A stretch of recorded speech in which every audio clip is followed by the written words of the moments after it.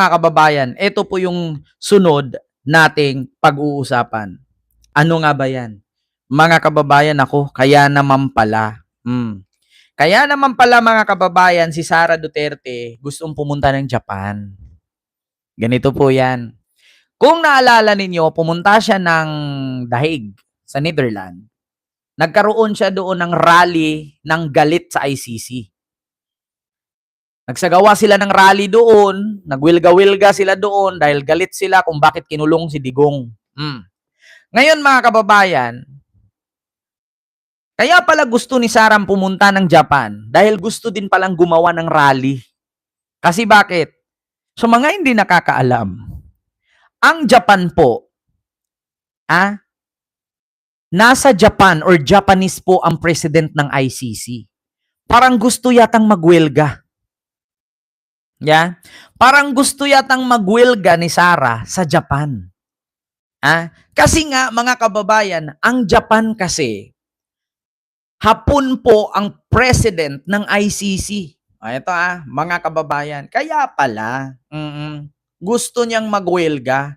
Gusto yatang banatan ang hapon. Ito po, mga kababayan. Panoorin po natin. Nananatiling matatag ang suporta ng Japan sa International Criminal Court matapos magpatupad ng sanctions ang Estados Unidos laban kay ICC President Tomoko Akane at isang hukom mula Japan at kay senior trial lawyer Abdoulaye Seye. Ayon sa pahayag ng Ministry of Foreign Affairs ng Japan, isang napakalungkot na hakbang. Ayan, kay Ma'am Maribel Matsusima. Ayan, maraming salamat po ma'am sa iyong palipad. Thank you so much po. Ito, continue. Ang ginawa ng Trump administration. Iginit din itong palaging susuportahan ng ICC sa pag-uusig sa malulubhang international crimes at sa pagpapanatili ng rule of law. Dagdag pa ng pamahalaan ng Japan, mananatili itong nakatuon sa pagpapalakas ng rule of law habang nagpapatatag din ng komunikasyon sa mga bansang apektado ng issue. So sa madaling salita mga kababayan, nananatili po ang Japan na suporta sa ICC. So ngayon, syempre, gagawa na naman ng rally yan si Sarah doon, pupunta na naman siya doon. Sa mga hindi nakakaalam, kunwari, Filipino community sa Japan, tapos magwilga-wilga na naman yan siya doon. Kasi, syempre, kahit saan bansa, may kalayaan naman tayo mag-rally, depende na lang yan kung pagbigyan tayo. Kung naalala ninyo, pumunta ng Singapore. Ang alam naman niya na sa Singapore bawal, ang ginawa, kunwari, meet and greet. Pero, dala paninira kay BBM. Pupunta ng Japan, kunwari, meet and greet na naman. Tapos, paninira kay BBM. Ganun yan eh. Ganun yan, mga kababayan. Diyos ko. At saka ako po, nanawagan po sa inyo, no, sa mga OFW na DDS. Huwag po kayong basta-basta maniniwala sa mga balita, sa mga vloggers. Kasi una, wala kayo sa Pilipinas, hindi nyo alam yung pangyayari. Pangalawa, yung mga vloggers na pinapaniwalaan ninyo, kumikita yan. Kahit magsabi ng kapiknyusan yan dyan, kumikita yan sila. Ang isipin yung mabuti, kahit ako, hindi ko kayo in-encourage maniwala sa mga sinasabi ko, hindi ko kayo in-encourage maniwala sa mga vlog ko. Pero, isa lang ang advice ko. Sa mga sinasabi ko, libreng mag-research. I-research ninyo. I-research niyo kung totoo ba yung sinabi ni Ken na Japanese ang president ng ICC. Ngayon, kung mapatunayan mo, ay oo nga, Japanese nga, tama nga si Ken. Pangalawa, yung sinabi ni Kent na sinabi daw ni Sarah dapat nakaban ang mga minor sa social media platform, i-search nyo. Ngayon, i-compare nyo din pagdating sa mga vloggers na sinuportahan ninyo. Yun bang sinabi nila totoo? Katulad kay Jay Guevara. Ang sabi ni Jay Guevara, ilabas na natin sino yung mga pro-BBM vloggers na mga highest paid. Yung mga mataas daw bayaran ng mga vlogger, yung mga highest paid vlogger daw ni PBBM. Ngayon, kung manood kayo sa kanya, kasi nanood kayo eh. Ang problema lang, asa yung pruweba? Puro kwento eh. Kung papansinin ninyo, Hindi ako nagbubuhat ng bangko kasi nakaupo ako, hindi ko binubuhat eh. Pero sa totoo lang, napansin nyo kadalasan sa mga vloggers ni Sara Duterte, walang mga basis. Kanino sila nagbe-base? Si G. Guevara, puro kwento, walang pruweba. May mga vloggers din dyan, nagre-react kuno. Tapos hinahanapan ng butas. 'Di ba? Merong isang vlogger dyan, gumagawa ng content, kaganda-ganda ng balita, pero binabalikan ang mga nakaraan, kaya nasisira yung tao. Example, Banatbay. Halimbawa, ito. Balitang ito, ang Japan ay nanatiling nakasuporta sa ICC. Alam mo ang reaksyon ni Banatbay dito? Tignan nyo ang Japan. Alam nyo, ang ganda-ganda ng Japan eh. Nakapasyal ako sa Japan. Pabalik-balik ako sa Japan. Pero sa ganito, na kumakampi sila sa kumidnap kay PRRD, parang nawalan na kung ganang pumunta sa bansa nila. Ganyan eh. Ganyan agad ang reaksyon.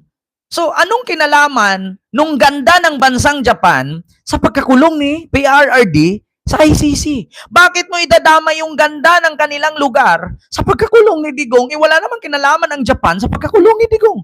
Hindi porket ang Japanese ay president ng ICC, ay kasalanan na ng lahat ng Japanese ang pagkakulong ni Digong.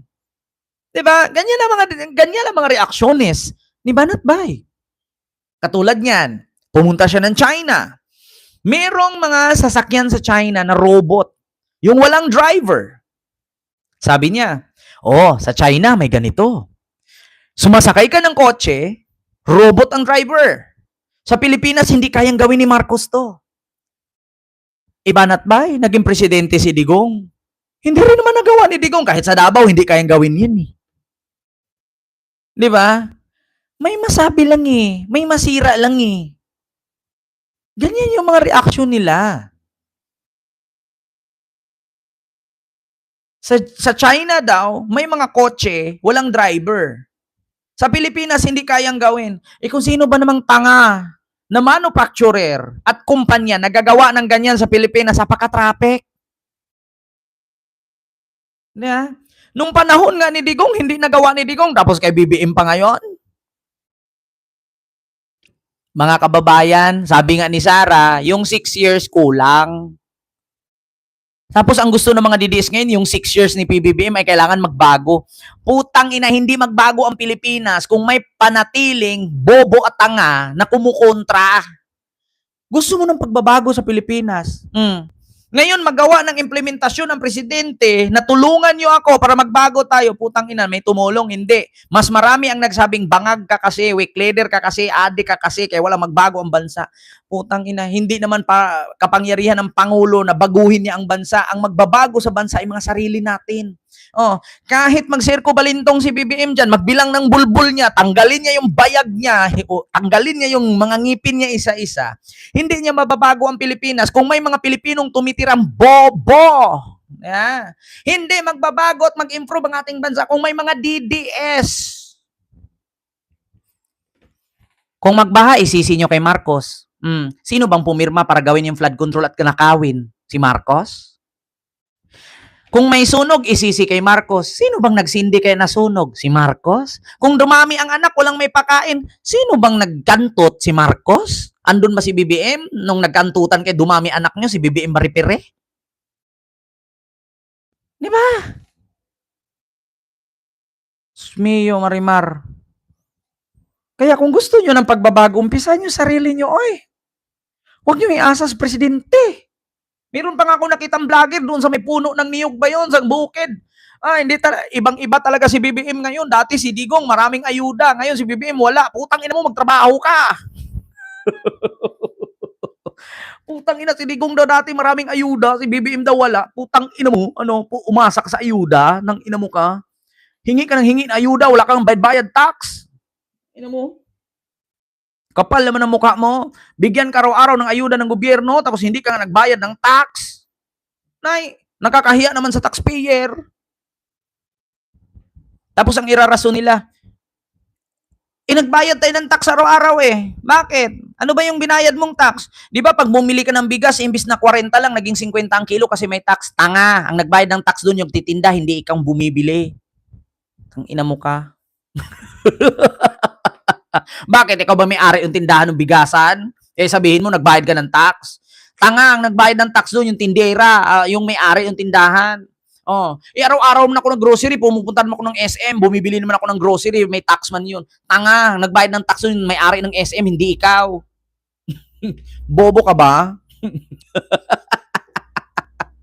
Yan ang rason ng mga DDS. Taxpayer kami. Kasi bawat candy, may tax yan. Putang ina mo, ikaw ba may-ari ng tindahan ng candy? Yung may-ari ng tindahan ng candy, nagbabayad ng tax, hindi ikaw. Di ba? Ay, nako. Para masabi mo na nagbabayad ka ng tax at araw-araw ka dapat may ayuda, ay kumuha ka ng ITR. Yeah? Oo, mag-apply ka doon, mag-fill up ka ng form. I-declared mo yung kinikita mo buwan-buwan, tapos magbayad ka ng 12%, yun, taxpayer ka. Pero kung dahilan mo, bumili nga ako ng suka, imbis tag 8, naging 15 na kasi may tax yun. Putang ina mo, ang may-ari ng tindahan ang nagbayad ng tax, hindi ikaw. Tigil-tigilan yung mga mindset yung ganyan. Yeah. Hindi porket bumibili ka araw-araw ng bigas ay taxpayer ka na. Bogo. Yeah. Kapag DDS, walang improvement. Yeah. Hindi uunlad ang ating bansa hanggat may DDS sa Pilipinas. Dapat nga sa mga DDS ipaglasunin kayo eh para unti-unti kayo maubos eh. Yeah, Mamirian Suzuki. Dapat nga sa mga DDS, isa-isa kayong ilipat ng isla nang walang masakyan para hindi kayo makalabas. Doon kayo ipunin para makabuo kayo ng spaceship, makabuo kayo ng tawag dito, biringan. Dapat sa lahat ng mga DDS, no?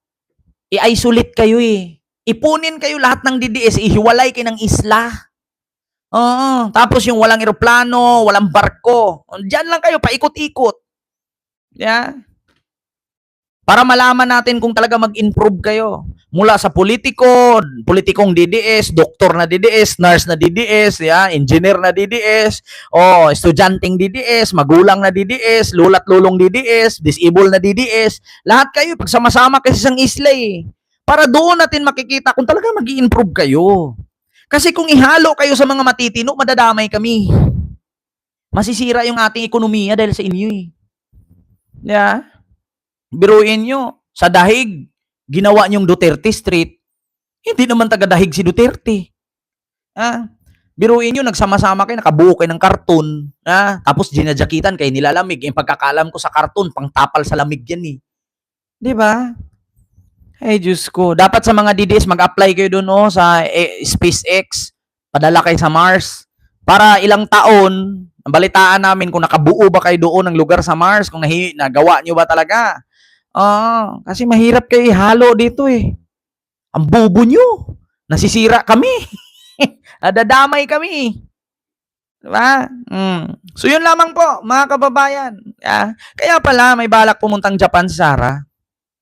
Bukod na sa tumakas at bukod na sa takasan ang baha, ayaw magkaroon ng responsibilidad, gustong mag-rally sa Japan kasi ang president pala ng ICC, taga Japan, gusto atang birahin. So yun po yun, mga kababayan, no? Maraming salamat po. Isama nyo si Sarah, gawin yung presidente sa Mars, magtanim kayo ng puno, tapos mamasura kayo doon. Malay natin, hindi na mapolluted ang Mars. Kaso lang, ewan ko lang kung anong mabuo ninyo. Baka mapuro karton na yung mga tao doon sa Mars. So yun lang mga kababayan. Maraming salamat po, no? Sa inyong lahat, no? Mag-ingat kayo palagi and see you. Next vlog.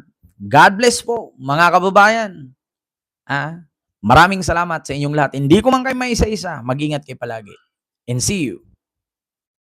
Maraming salamat.